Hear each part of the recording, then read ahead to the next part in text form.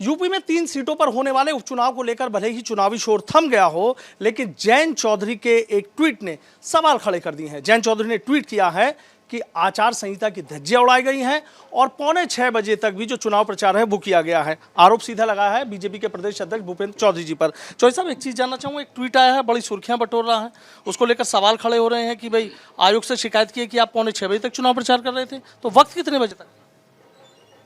जो चुनाव आयोग की गाइडलाइन है, उस गाइडलाइन में मतदान के अंतिम समय से 48 घंटे पहले तक हम लोग प्रचार कर सकते हैं।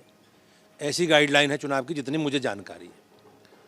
आज खतौली विधानसभा में 3 जगह कार्यकर्ताओं के साथ संवाद का कार्यक्रम था। मैं लगभग 5:15 साढ़े 5 बजे कार्यक्रम समाप्त करके और मैं विधानसभा क्षेत्र से जिले को छोड़ के बाहर चला आया हूँ। उनका ट्वीट कहीं ना कहीं उनकी हताशा को दर्शाता है। लोकदल, समाजवादी पार्टी तीनों सीटों पर पराजय स्वीकार कर चुके हैं और हताशा में इस तरह के मिथ्या आरोप लगा रहे हैं। और जहाँ तक चुनाव प्रचार का सवाल है, उन्हें इसकी जानकारी करनी चाहिए कि किस समय तक हम प्रचार कर सकते हैं। चुनाव में 48 घंटे का प्रावधान है और उस समय सीमा से मैं पहले चला आया हूँ।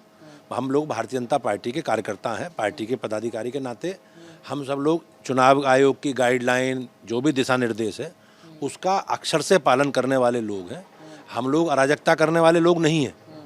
आज भी अगर आप जानकारी करोगे तो समाजवादी पार्टी के सारे विधायक जितने भी उनके हैं, वो सब क्षेत्र में हैं और चुनाव को प्रभावित करने का काम कर रहे हैं। लेकिन जो मदन भैया जी का शिकायत है या माननीय जयंत चौधरी जी की ट्वीट उन्होंने करके कहा है, वो मिथ्या आधारित है और उनकी हताशा को कहीं ना कहीं दर्शाता है। लेकिन चौधरी साहब, इतना तो पता होना चाहिए था, कितने बड़े पार्टी के राष्ट्रीय अध्यक्ष हैं, कि चुनाव की जो चुनाव शोर है वो कब थमेगा, इस वक्त का तो पता होना चाहिए था। तो क्या जल्दीबाजी में कर दिया? अब ये तो आप इस विषय का प्रश्न का उत्तर तो वही दे सकते हैं, मुझे इसकी जानकारी नहीं है।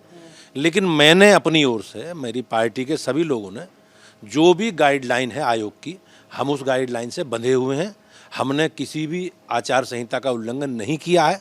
आप अपने स्तर से जांच सकते हो। और कहाँ से आप लोग मेरे बीच में जुड़े हो इस समय, तो मैं निश्चित रूप से, मुझे 22 श्रेणी की सुरक्षा भी है, तो मैं, मेरे साथ अकेला आदमी नहीं है, जो भी सुरक्षा वगैरह लोग 10-5 लोग हमेशा रहते हैं। तो आप किसी स्तर से पूछ सकते हो, मैंने कोई इस तरह का गाइडलाइन का उल्लंघन नहीं किया है। वीडियो जर्नलिस्ट सत्येंद्र सिंह के साथ सनुज शर्मा, एबीपी गंगा, मेरठ।